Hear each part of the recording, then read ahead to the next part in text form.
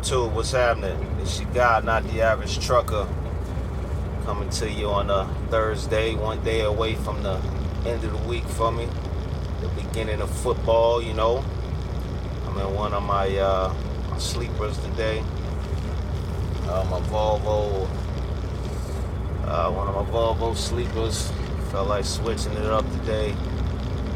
Still, doing local runs, but I just jumped in a different truck today. This truck just so happened to have just got it out the shop.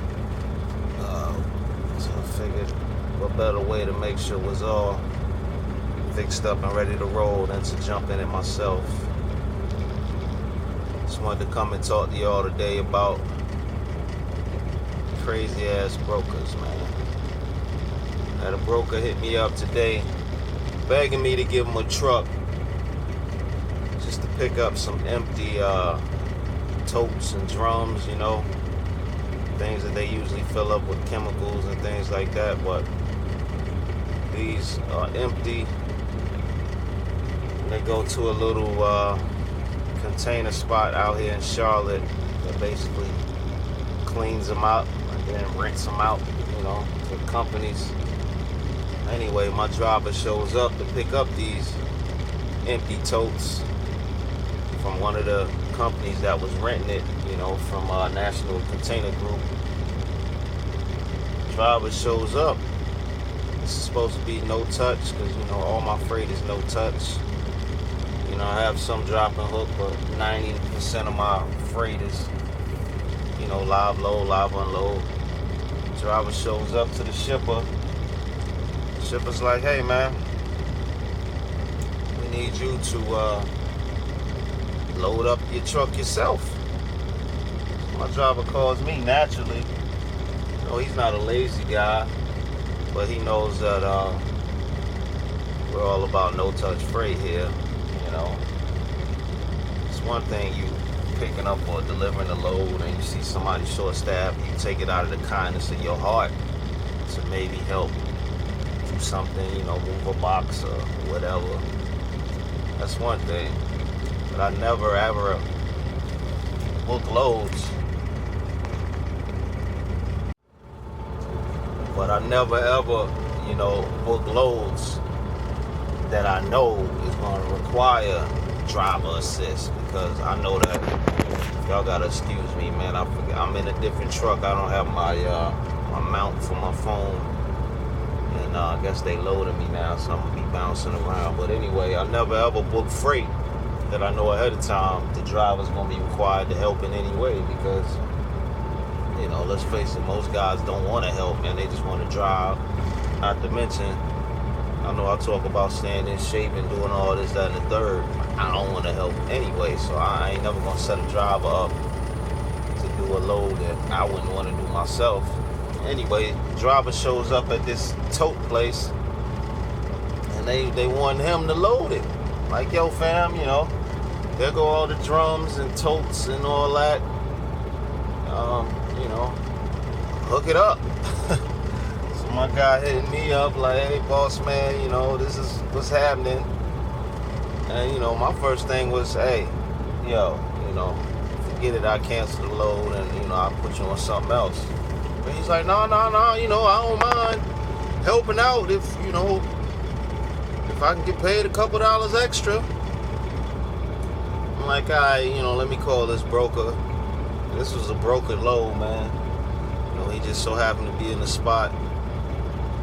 Broker hit me up wanting something, and I got a lot of relationships with brokers out here. Sometimes I deal with brokers, but the majority of the time I'm dealing with direct freight, direct customers, but that's neither here nor there. So I'm hitting the broker up like, yo, man, they're wanting the driver to assist. Better yet, they really want him to load it up himself.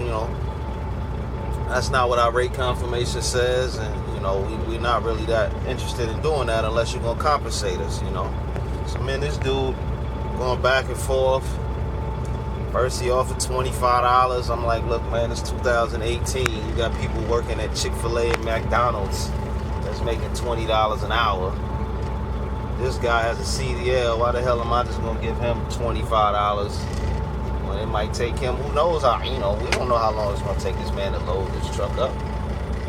So we going back and forth. He talking about he thinks $50 is efficient and blah, blah, blah. I'm like, listen, bottom line is, you needed us, we don't need you, you know. I can just have my guy jump in the truck, peel out, and we find another load. Better yet, I mean, I got loaded trailers already in Charlotte that he can just pick up.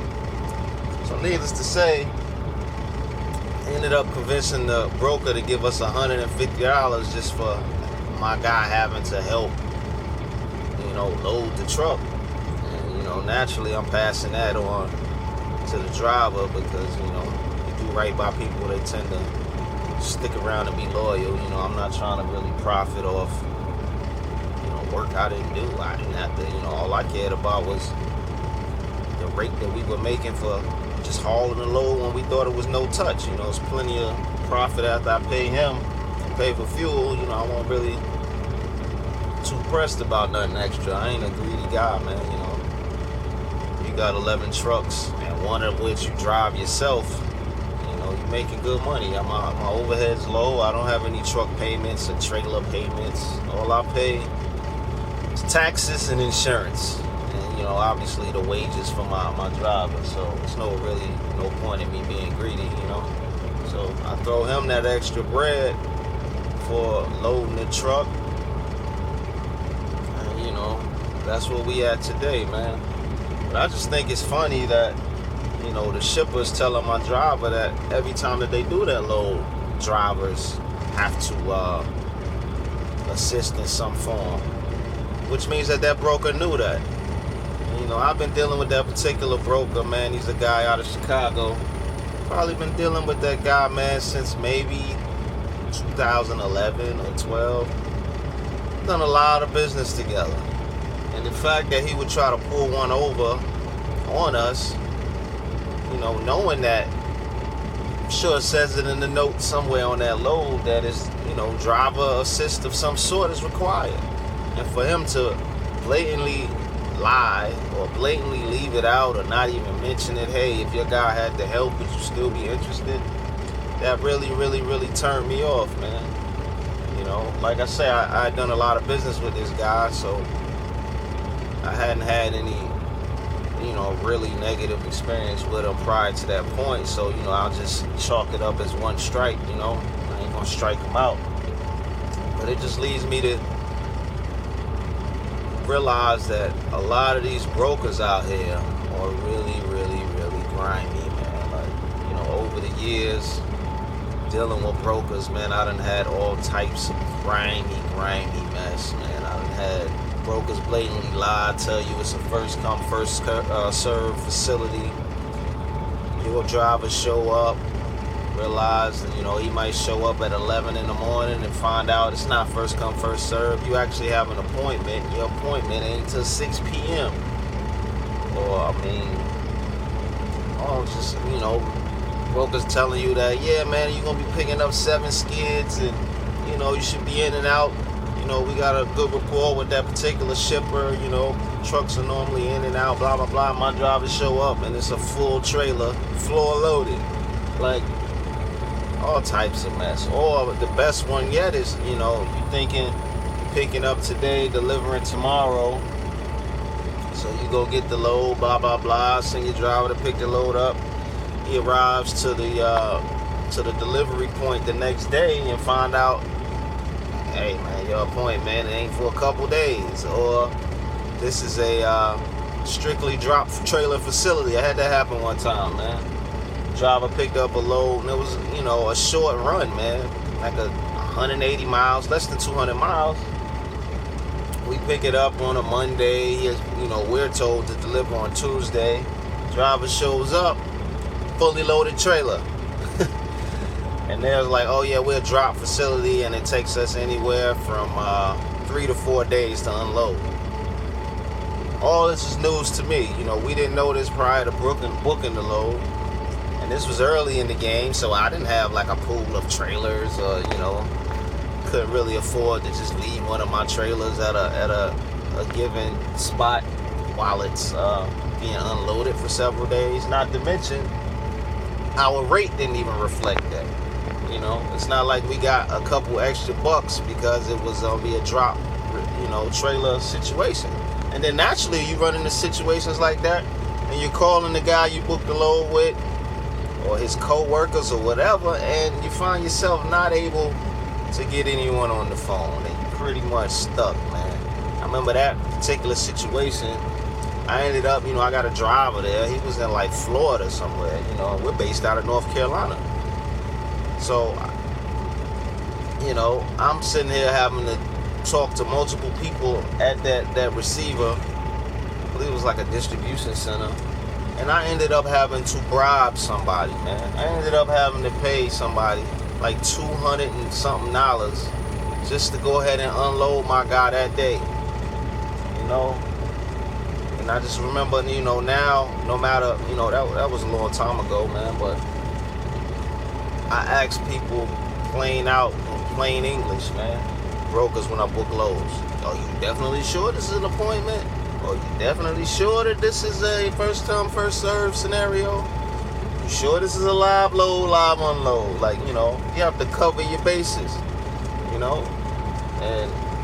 a lot of the times they lie to you anyway, but I guess at least your conscience is clear to where I tried, I asked all the information I could possibly ask so that I'm not sending myself or any of my drivers in there blind. So, brokers, man, they grimy. Grimy. I never really understood it anyway, man. Like, you have certain loads that I know for a fact pay well, but you got a broker, say it's a load that I know I've done directly for a shipper and it's paid me $750 or something.